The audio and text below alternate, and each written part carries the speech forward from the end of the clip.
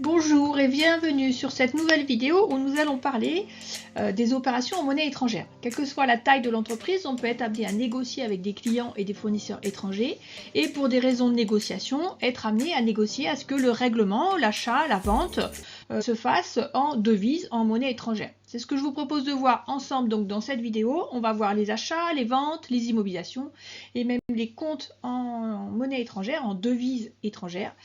Je vous propose de bien vous installer, vous êtes concentrés, vous avez des notes, on est parti.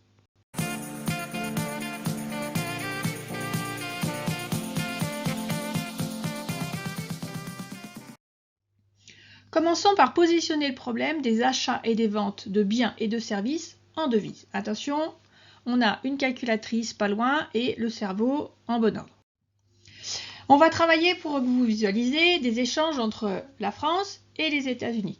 On va prendre le cas où on vend des produits avec des États-Unis et on a négocié pour des raisons de négociation. En fait, ça ne nous arrange pas forcément, mais ça arrangeait notre client, que le paiement allait se faire en dollars, soit comptant, soit à crédit.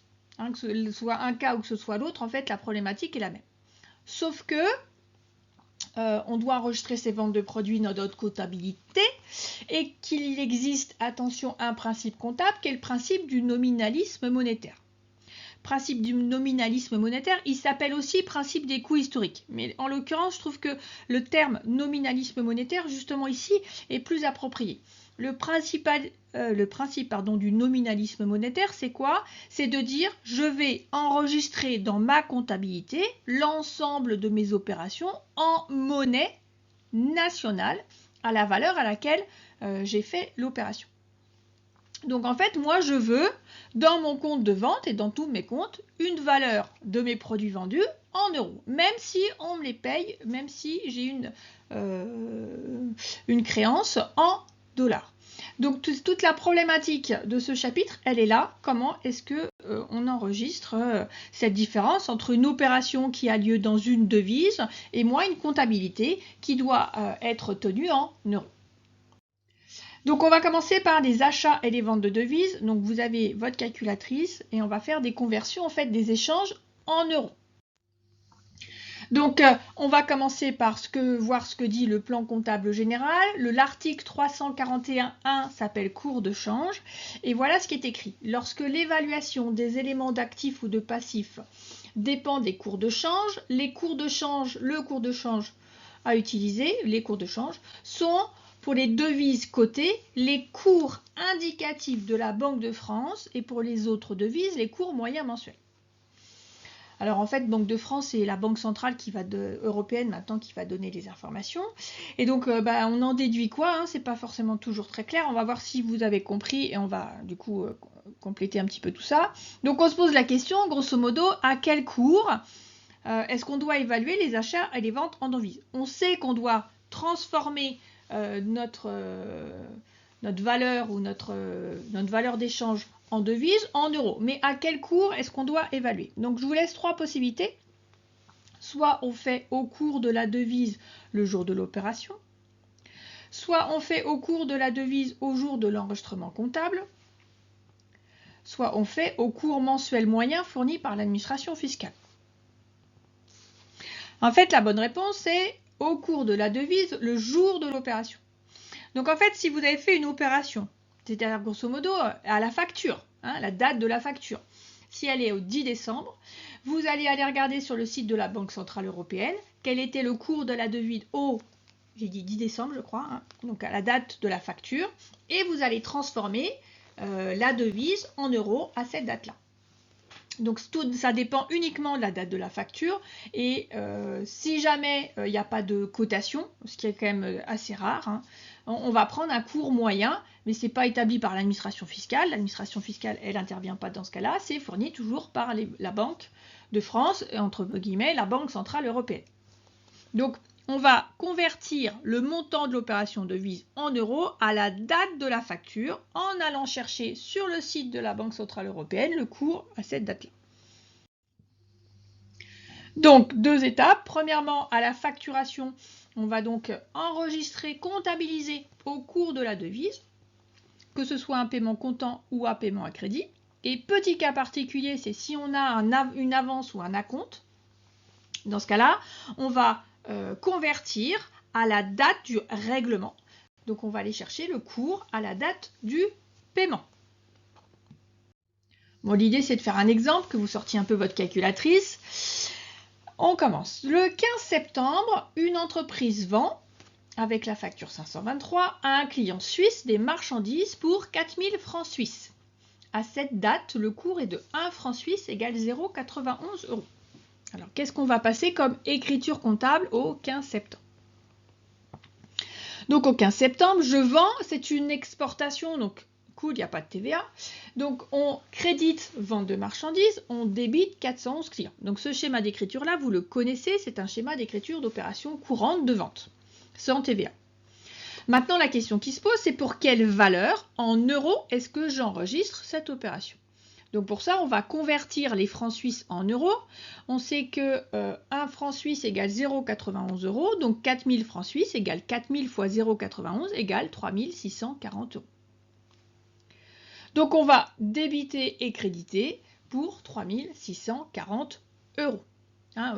Dans les écritures comptables, comme on respecte forcément le principe de nominalisme monétaire, au journal, on ne mettra jamais le sigle euro, il est sous-entendu. Donc faites bien attention, dès que vous voyez une valeur, c'est forcément en euros. Deuxième exemple, si vous êtes chaud, normalement l'idée c'est de le faire par vous-même. Le 16 septembre, attention, c'est un peu plus compliqué, j'avoue. Le 16 septembre, une entreprise reçoit au titre d'avance 1000 francs suisses. Le cours est de 1 franc suisse égale 0,90 €. Le 10 octobre, l'exportation relative à l'avance du 16 septembre est réalisée pour un montant total de 4000 francs suisses. À cette date-là, le cours est de 1 franc suisse égale 0,908 €. Donc, première chose, on est au 16 septembre, on enregistre l'avance de notre client. Donc, on débite 512 banques, j'ai un flux financier monétaire entrant et je crédite client avance et acompte reçu. Ce flux monétaire entrant, il est de 1000 francs suisses. Moi, je dois le convertir en euros. Donc, 1000 francs suisses fois 0,9, ça fait 900 €. Donc, j'enregistre une écriture d'avance pour 900 €. À la date du 10 octobre, maintenant, j'ai la facture de vente. Donc, je dois solder en fait ici le compte de client avancé à compte, j'enregistre ma vente et donc mon client, il a encore une dette envers moi, j'ai encore une créance client. Si on regarde un petit peu ce qu'il en est, donc cette créance client, le bon créance client, on va raisonner en francs suisses, il me doit encore 3000 francs suisses cotés à 0,908 à la date du 10, donc il me doit encore 2724. Et moi, je dois aussi solder l'avance qui était de 900, donc je solde 900. Donc ici, je vais solder l'avance de 900. Je vais, et par ailleurs, enregistrer une créance client de 2724 et je me rends compte en fait que ma vente de marchandises, elle est valorisée à deux cours. D'une part, le cours à la date de l'avance, 1000 fois 0,9. D'autre part, le cours à la date de la vente avec la facture finale, et donc 3000 fois 0,908. Donc finalement, j'ai une vente de 3624 €. Donc on se rend compte que dans la négociation commerciale, c'est quelque chose que le commercial doit quand même bien gérer pour se rendre compte un petit peu de l'évolution des cours des devises et des délais de paiement. Et donc c'est quelque chose qui doit être intégré pour tous les vendeurs à l'international. Voyons voir du coup, lorsque on a un paiement à comptant, on se retrouve avec des créances et des dettes en devises et on va voir qu'on va pouvoir avoir dans un sens comme dans l'autre, donc soit des gains de change, soit des pertes de change en fonction de comment évolue le cours de bourse entre le moment où j'ai vendu et le moment où on me paye. Alors on va reprendre notre exemple, on va simplifier, on va reprendre notre exemple. Donc cette fois-ci, j'ai vendu des produits et mon client ne m'a pas réglé, donc mon client a une créance. Et donc j'ai transformé cette créance en dollars, on reste sur notre exemple France-États-Unis.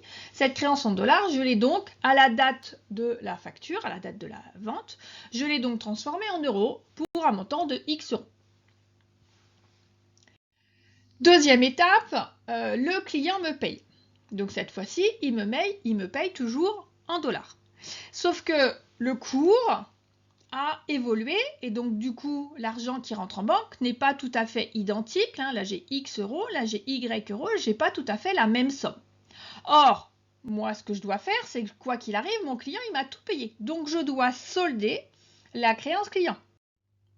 Donc ici je solde la créance client. Sauf que je vous rappelle que je dois avoir, ça c'est ma nouvelle écriture, je dois avoir égalité entre débit et crédit. Donc là, je n'ai pas égalité entre débit et crédit. Je me retrouve avec une différence entre la créance du client qui était de X euros et le paiement que de Y euros. En fonction de la différence entre les deux, je vais avoir deux schémas d'écriture différents. Soit je vais rajouter un gain de change, c'est-à-dire qu'il m'a payé plus que ce qu'il me devait. Et dans ce cas-là, je vais considérer que j'ai un produit. Soit au contraire, il m'a payé moins que ce qu'il me devait. Et dans ce cas-là, je vais faire apparaître une perte de change. Donc lorsqu'on a un gain, c'est un produit, c'est un compte de la classe 7. Lorsqu'on a une perte, c'est une charge, c'est un compte de la classe 6.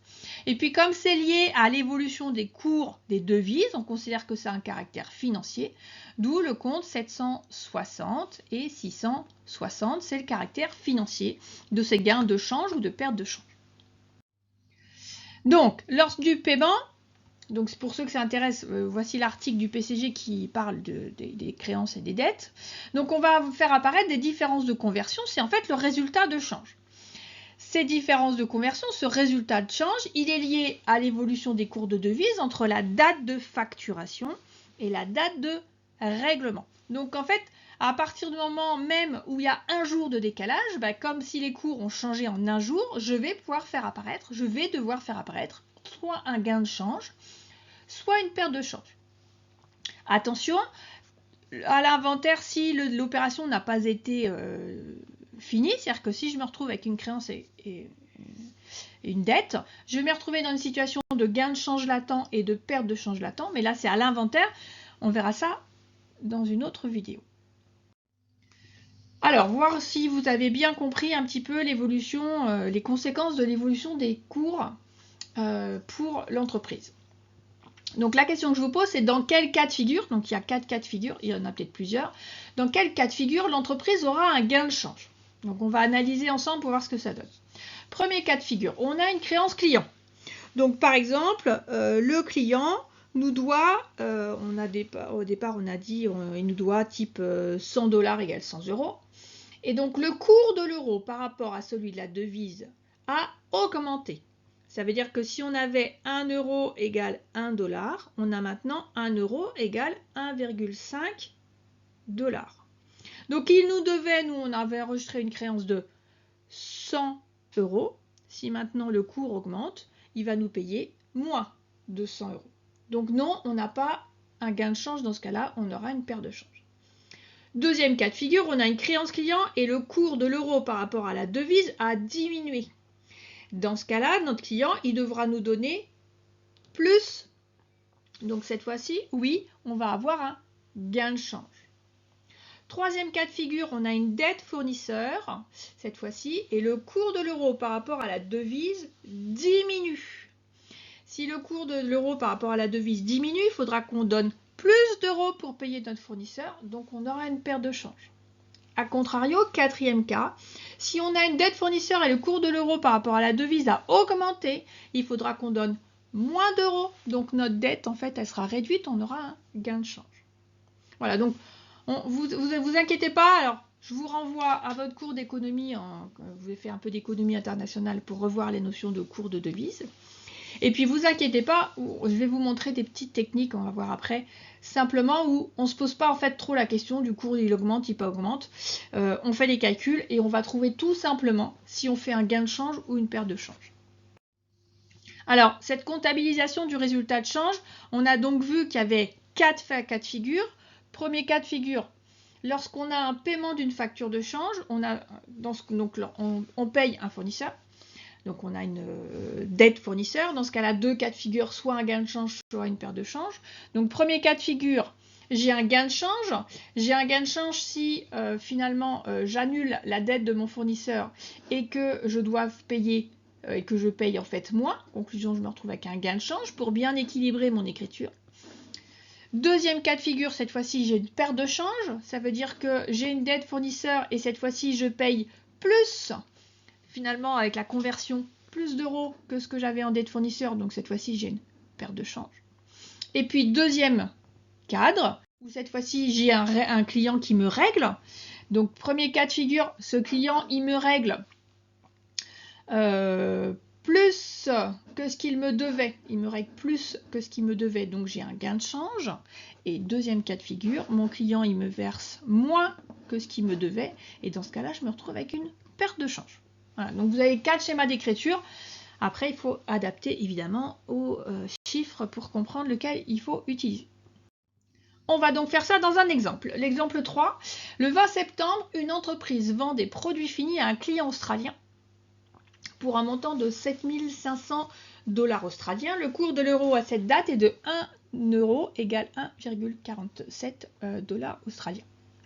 Le 23 octobre, le client règle les 7 500 $ australiens par virement bancaire. Et à ce jour, le cours de l'euro est de 1 euro égale 1,68 $ australiens. Donc vous vous rendez compte que là, les cours sont présentés différemment. Hein, c'est pour vous faire un petit peu d'exercice mental. Donc première écriture, on est au 20 septembre. On vend des produits. Donc le schéma d'écriture, vous le connaissez par cœur. Je vends, j'exporte, j'ai pas de TVA, on dit chouette.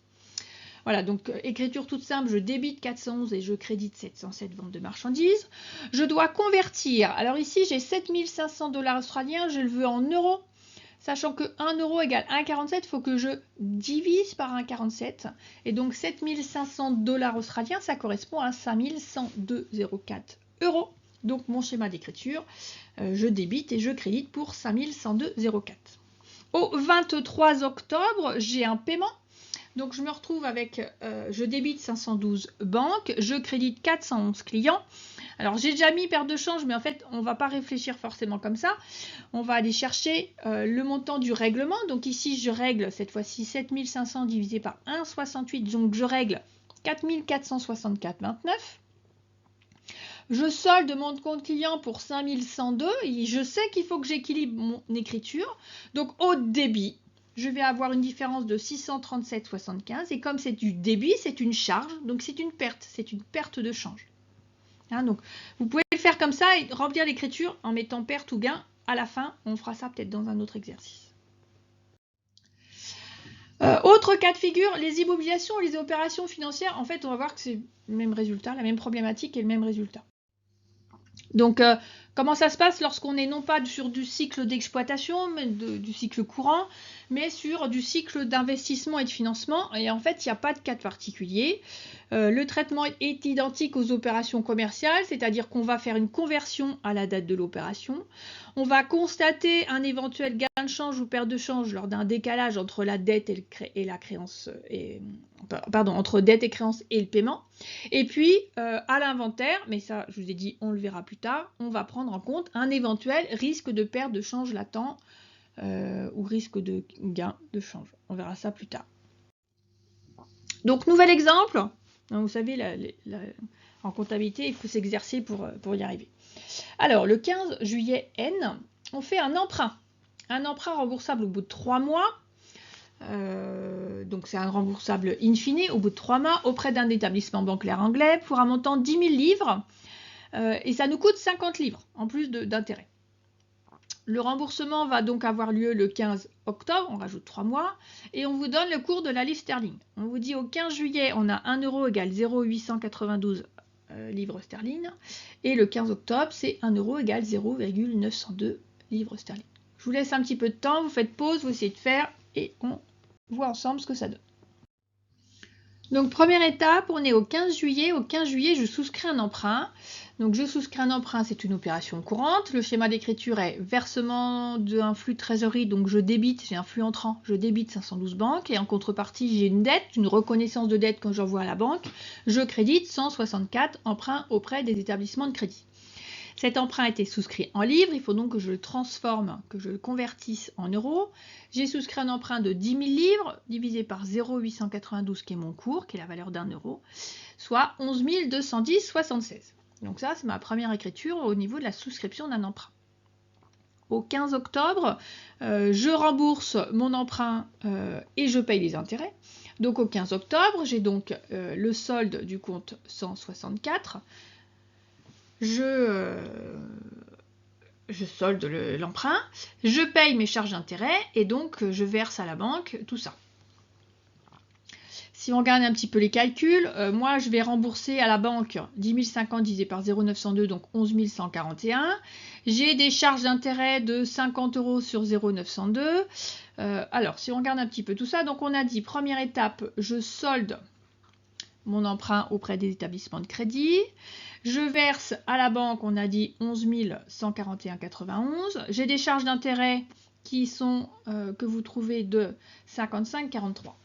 Donc, j'ai pas eu de réflexion et d'anticipation sur est-ce que le cours a augmenté, est-ce qu'il a diminué, est-ce que c'est un gain de change, est-ce que j'ai une perte de change. Moi, ce que je vous propose, c'est de réfléchir uniquement comptablement. Et quand on réfléchit comptablement, on se dit, je dois avoir une somme des débits qui est égale à la somme des crédits. Et si on regarde ici, j'ai à peu près 11 260 et quelques. Et ici, j'ai 11 100. Donc, j'ai plus de débits pour l'instant que de crédits. Donc, il me manque un crédit. Un crédit, ça veut dire un produit.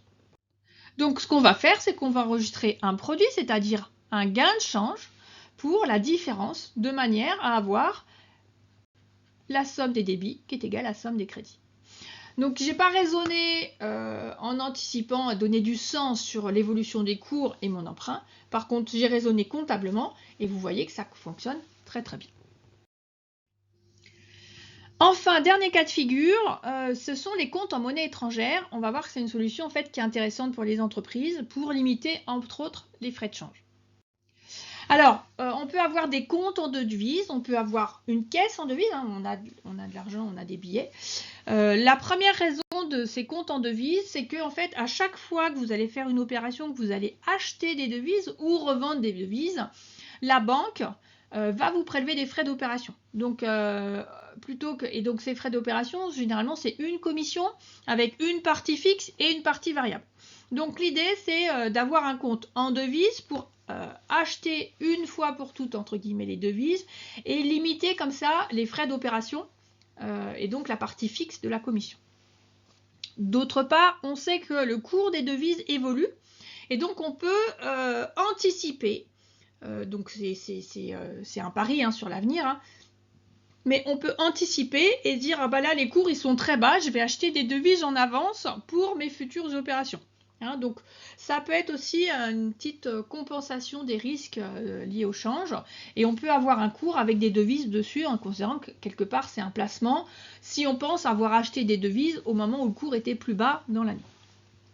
Alors, comment est-ce que ça se passe comptablement? En fait, on va avoir un compte banque pour chaque devise. Si on travaille avec plusieurs pays, plusieurs devises, on aura un compte pour chaque devise. Donc, si on a un compte banque, on va utiliser le compte 512.4 banque compte en devise. Et on aura 512.4.1 par exemple, compte en dollars, 512.4.2 compte en yens. Enfin, voilà. Vous aurez un numéro de compte pour chaque devise différente. Et la même chose pour la caisse, sauf que c'est le compte 531.4. Et puis, à la clôture, en fait, lorsque j'ai le solde de mon compte banque que je dois clôturer, hein, lorsque je fais la clôture de l'état financier de l'exercice comptable, eh bien, je vais constater une différence de change. Donc, en fonction de l'évolution du cours de bourse, soit ce sera un gain de change, soit ce sera une perte de change. Mais on n'a pas tant qu'on n'a pas de clôture, en fait, on n'a pas d'écriture particulière dans l'exercice. C'est plus tout ce qui est rapprochement bancaire qui complique un peu parce que là, il faut aller rechercher un petit peu toutes les informations et c'est là où c'est un petit peu plus compliqué. Par contre, en termes de rapprochement bancaire, on ne le fera pas dans cette vidéo-là. Enfin, l'analyse des créances et des dettes en devises à l'inventaire. Et alors ça, c'est un petit peu plus compliqué. Enfin, un petit peu plus compliqué. C'est un morceau aussi encore important. Ça fait un lien avec les provisions. Donc, je vous propose de le faire dans une prochaine vidéo. Voilà, j'espère que ça vous a aidé. Si vous avez des questions, n'hésitez pas à regarder à nouveau la vidéo. Vous pouvez faire un petit pouce si ça vous a plu. Si vous avez des questions, n'hésitez pas à les laisser en commentaire. Et puis on se retrouve à bientôt. Si vous êtes abonné, vous recevrez les notifications avec les prochaines vidéos. Et sinon, bon courage à tous!